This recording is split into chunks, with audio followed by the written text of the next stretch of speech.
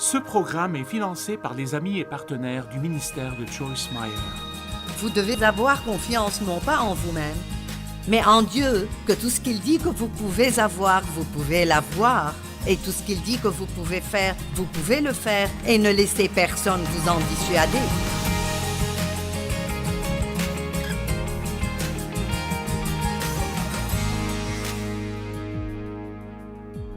Que pensez-vous de vous-même? Vous savez, nous avons tous une relation avec nous-mêmes. Le saviez-vous? Et si vous n'avez pas de bonne relation avec vous-même, vous n'aurez pas de bonne relation avec les autres. C'est très simple.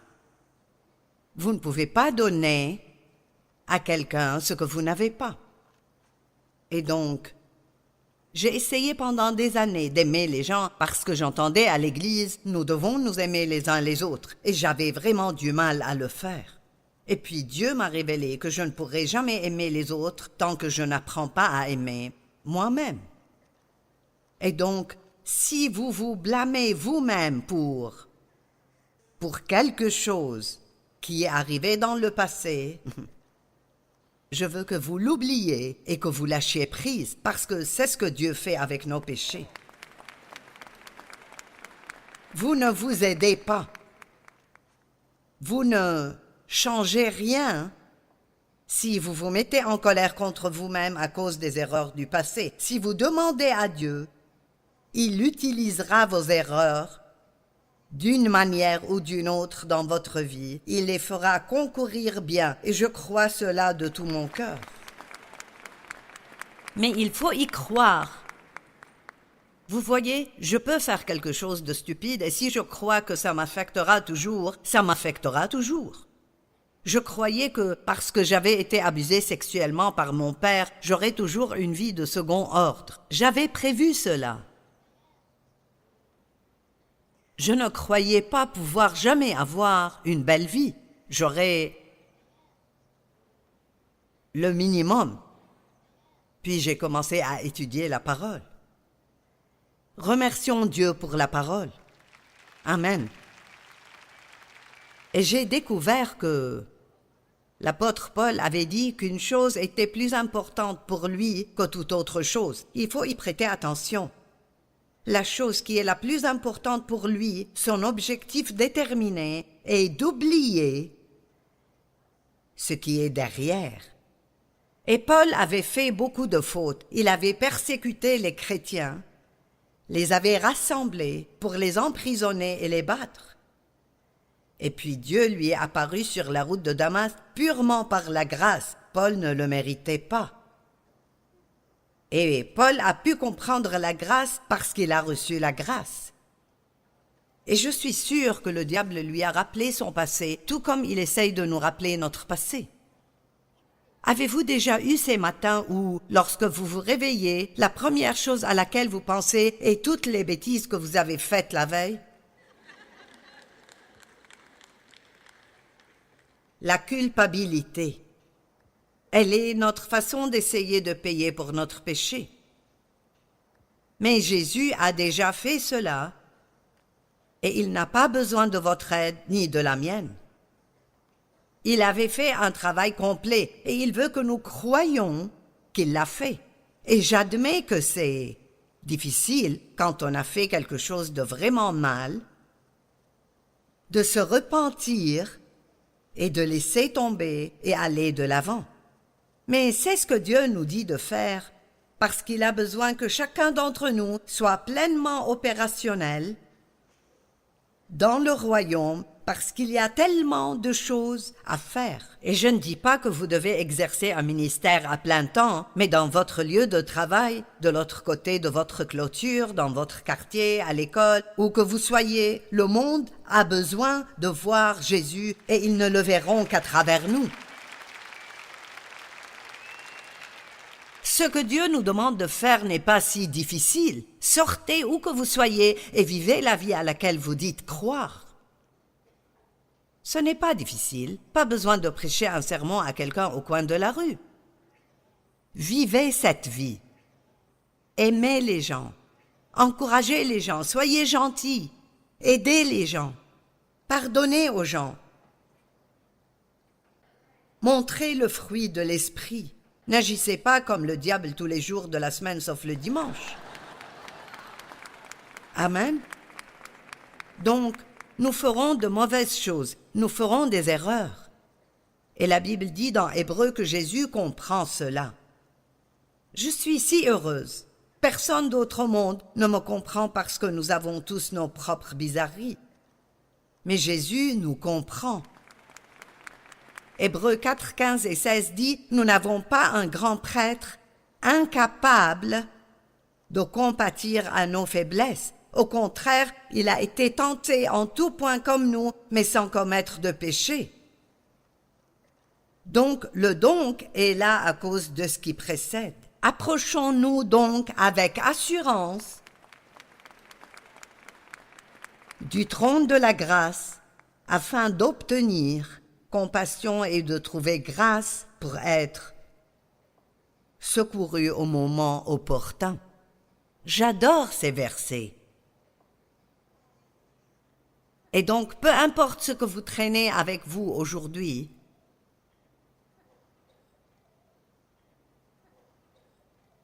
allez, je sais qu'il est tôt, mais vous pouvez m'aider. Peu importe ce que vous traînez avec vous, je veux dire, je suis venu jusqu'ici, alors au moins faites-moi une faveur et lâchez prise.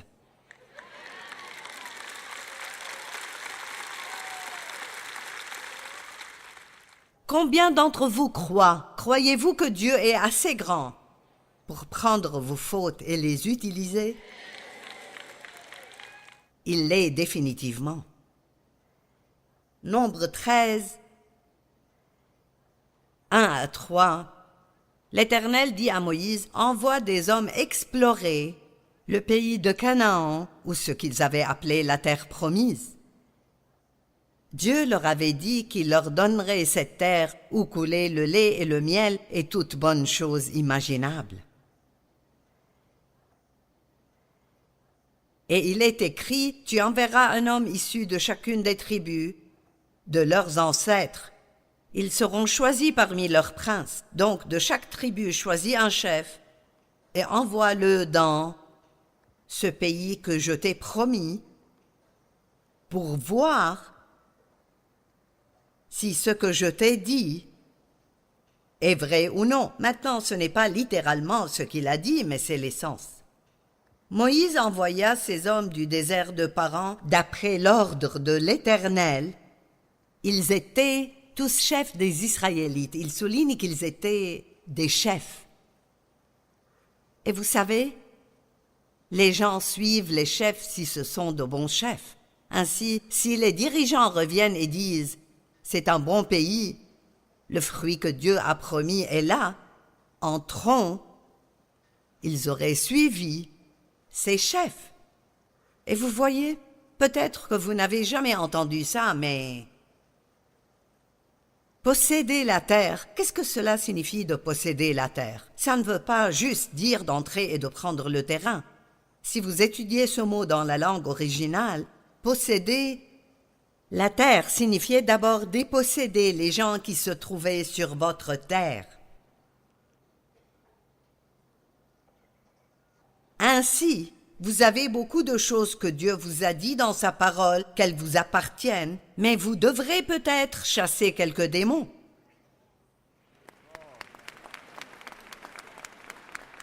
Vous devrez peut-être laisser Dieu exposer certains mensonges. Je me demande combien de mensonges les gens croient. Je ne connais aucun mensonge auquel je crois toujours, mais il y en a sûrement encore. Et donc, vous devez d'abord vous occuper des ennemis qui occupent ce qui vous appartient. Allez, rachetés par le sang. Vous savez, nous sommes cohéritiers avec Christ. Ce qu'il a mérité et hérité de Dieu, nous l'obtenons. Mais voici quelque chose que je viens d'apprendre récemment.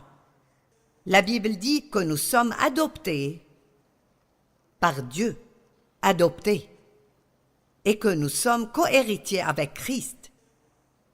Et selon le droit romain, Si un père voulait déshériter un fils né naturellement, il le pouvait. Mais s'il avait un fils adoptif, il ne pouvait sous aucun prétexte le déshériter.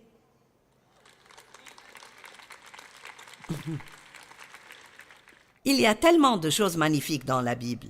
J'étudie la Bible depuis 45 ans et au cours des 2 ou 3 dernières semaines, j'ai découvert des choses que je ne connaissais pas. Nous sommes adoptés et donc personne ne peut nous retirer cet héritage. Il est à nous.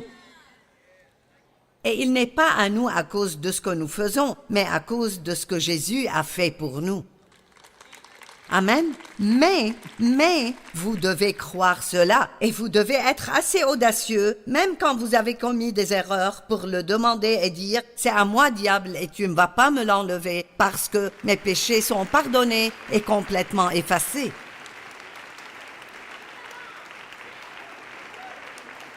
Donc, Dieu leur avait fait des promesses, mais tout comme nous, ils n'étaient pas sûrs d'y croire entièrement. Alors Dieu a dit, choisissez un chef de chaque tribu et envoyez-le espionner la terre pour voir si ce que je vous ai dit est vrai ou non.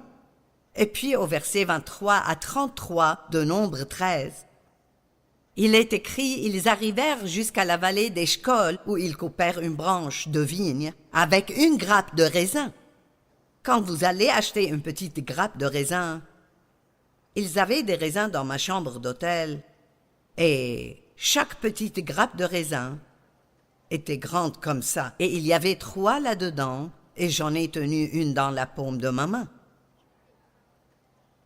Et cette grappe de raisin, ils devaient la mettre sur une perche, et 2 hommes devaient la porter. C'est à ce point que la terre que Dieu leur avait promise était fructueuse. Et je pense que beaucoup d'entre nous portent une petite grappe. Allez. Mais nous avons besoin de quelques personnes pour nous aider à porter la grappe que Dieu veut nous donner. Dieu veut faire bien plus pour nous et à travers nous que ce que nous pouvons imaginer. Mais il dit qu'il vous soit donné d'après votre foi.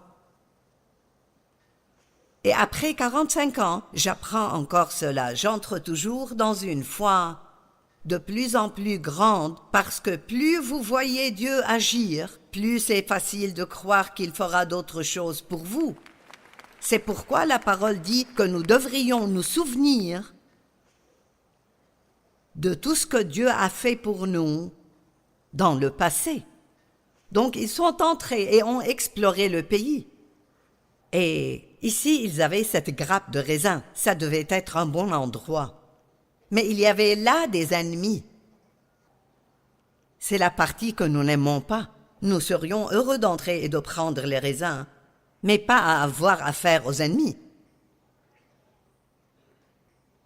Dans le verset 25, il est écrit « Ils furent de retour de l'exploration du pays au bout de 40 jours. Ils se rendirent auprès de Moïse, d'Aaron et de toute l'assemblée des Israélites à Kadès dans le désert de Paran. Ils leur firent un rapport et ils leur montrèrent les fruits du pays. Voici ce qu'ils racontèrent à Moïse. Nous sommes allés dans le pays où tu nous as envoyés. C'est vraiment un pays où coule le lait et le miel, et en voici les fruits. C'est une bonne terre. Mais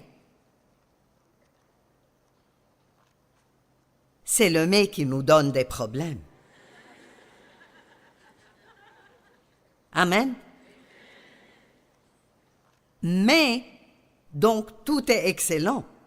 Oui, c'est exactement comme tu nous l'as dit, mais le peuple qui habite ce pays est puissant. Les villes sont fortifiées très grandes. Nous y avons vu des descendants d'Anak, c'est-à-dire des géants.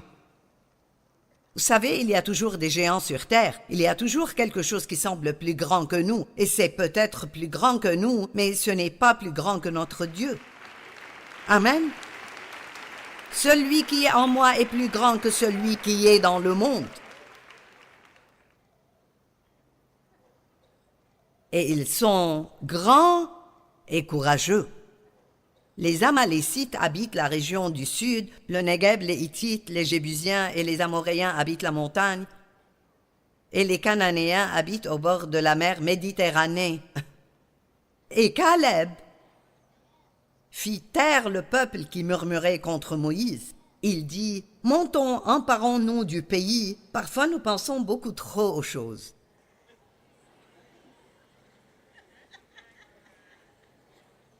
Dieu vous met quelque chose à cœur et cette foi est là. Mais ensuite le raisonnement entre en jeu. Allez, nous avons parlé hier du danger du raisonnement. Et je sais avec certitude qu'il n'y a aucune raison au monde pour laquelle Dieu m'aurait appelé à faire ce que je fais. Je n'ai jamais pris des cours d'art oratoire. Personne ne m'a jamais montré comment rédiger un sermon. Personne ne m'a jamais montré comment écrire un livre. Toute l'éducation que l'on peut recevoir est géniale si c'est une bonne éducation, mais je n'ai pas eu cette opportunité. Mais quand Dieu vous oint pour faire quelque chose, allez. Nous ne parlons pas assez aujourd'hui de l'onction. Cela fait toute la différence dans le monde si vous êtes oint pour faire quelque chose. Si quelqu'un n'est pas oint pour faire ce que je fais, il peut dire mot pour mot ce que je dis et ça n'entrera pas du tout dans votre cœur. Ce n'est donc vraiment pas la personne qui fait la différence, mais l'onction. Et Dieu peut oindre qui il veut oindre. Il a utilisé un âne pour parler à un prophète. Amen.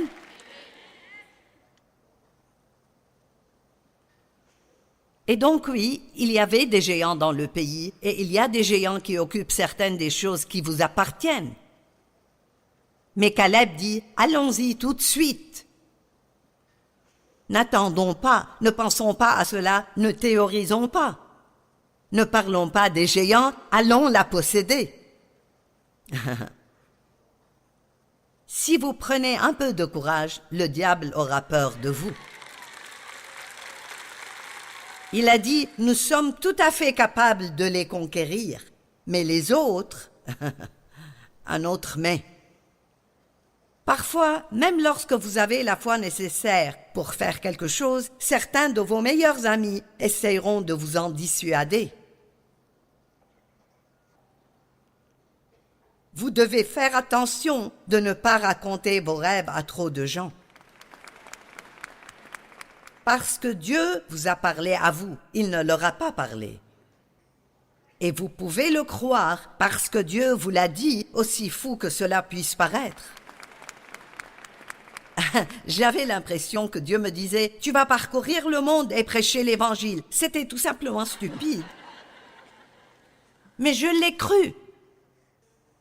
Mais quand je l'ai dit à d'autres personnes, ils m'ont dit « Tu n'as pas la bonne personnalité ». Ah, quelqu'un m'a dit « Tu as dit que tu allais aller partout dans le monde prêcher l'Évangile ». J'ai dit « Oui, je suis tellement enthousiasmée ». Mais quand Dieu vous donne quelque chose à faire, il vous donne avec le don de la foi. J'ai vu ton beau bus là-bas, Nathalie, et je me suis dit, si je devais voyager partout dans le monde en bus,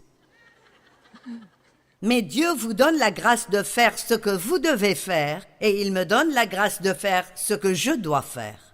Il faut donc arrêter de se vanter car sans lui, nous ne pouvons rien faire. Amen.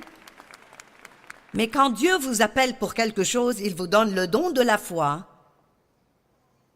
pour pouvoir le faire.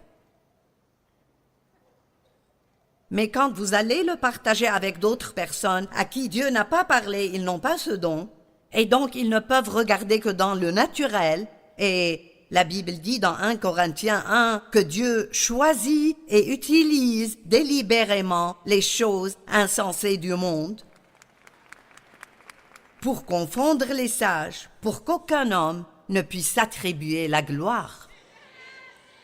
Dieu utilise des gens que vous êtes sûrs qu'il ne pourrait jamais utiliser, juste pour vous montrer que c'est lui et pas eux.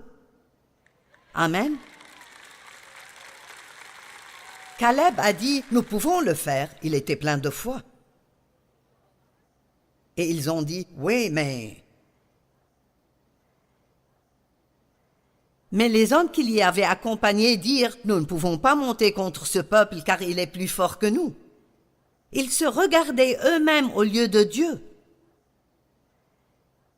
Quand vous décidez d'agir, gardez les yeux fixés sur Dieu, parce que vous n'en êtes pas capable. Et le verset 32 dit, « Et ils dénigrèrent devant les Israélites le pays. Ce qu'ils ont apporté était un rapport négatif, mais la négativité envers Dieu est mauvaise parce qu'elle vous empêche de faire ce pourquoi il vous a appelé. » Et ils dénigrèrent devant les Israélites le pays qu'ils avaient exploré. Ils dirent, « Le pays que nous avons parcouru pour l'explorer est un pays qui dévore ses habitants. Tous ceux que nous y avons vus sont des hommes de haute taille. » Verset 33. Nous y avons vu les géants, les descendants d'Anak, qui sont issus des géants. Et ici, le verset suivant, cette phrase-là est leur problème. « À nos yeux et aux leurs, nous étions comme des sauterelles. » Ce que vous pensez de vous-même, c'est l'image que vous allez donner. Et puis, c'est ce que les autres vont penser aussi. Je répète, quoi que vous pensiez de vous-même, c'est l'image que vous allez donner, même si vous ne réalisez pas que vous le faites. Parce que ce que vous croyez sortira de votre bouche, de vos actions et de votre attitude. Maintenant, vous devez avoir confiance non pas en vous-même, mais en Dieu, que tout ce qu'il dit que vous pouvez avoir, vous pouvez l'avoir, et tout ce qu'il dit que vous pouvez faire, vous pouvez le faire, et ne laissez personne vous en dissuader.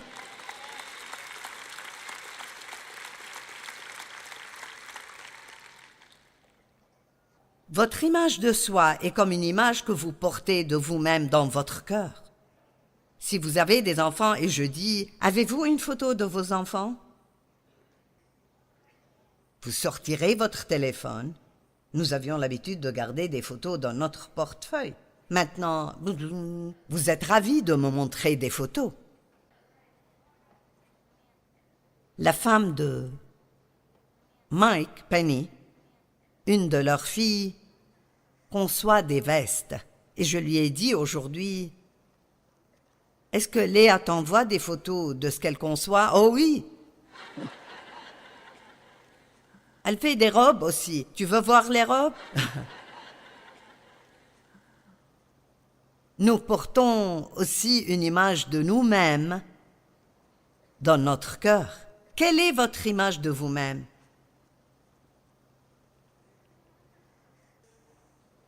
Pour être honnête, c'est peut-être quelque chose auquel vous n'avez jamais pensé. Mais je vous demande d'y penser aujourd'hui, parce que si l'image que vous avez de vous n'est pas belle en Christ,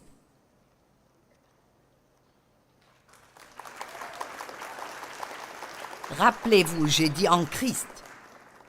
Je ne vous demande pas de vous regarder dans le naturel, je vous demande de vous regarder en Christ. Il y a tellement de choses merveilleuses que Dieu nous a promises, la terre promise.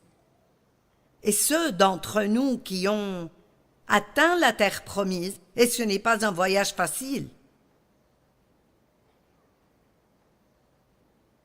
Mais si vous faites partie de ceux qui ont tenu le coup, et vous avez peut-être 40 ou 50 ans, et vous pouvez enfin dire « je vis dans la terre promise », vous pouvez maintenant dire à tout le monde « c'est vrai !»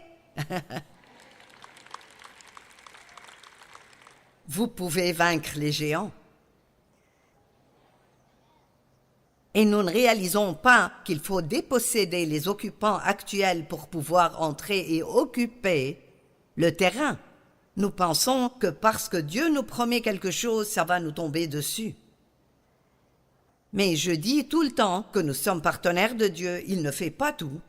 Il fait sa part et il nous donne la grâce de faire notre part. Mais si nous sommes spirituellement paresseux, oui, j'ai dit spirituellement paresseux, Et les gens spirituellement paresseux ne veulent pas étudier la parole eux-mêmes, ils veulent que quelqu'un d'autre la leur donne. Je vais écouter Joyce tous les matins, ça suffira, non? Ça va vous aider. Mais ce qui vous aidera vraiment, c'est si vous prenez des notes pendant que Joyce parle. Et vous y consacriez au moins 30 minutes, même si vous prenez seulement les versets que je partage, et vous ouvrez vos Bibles et les regardez par vous-même, et ça vous serait bénéfique.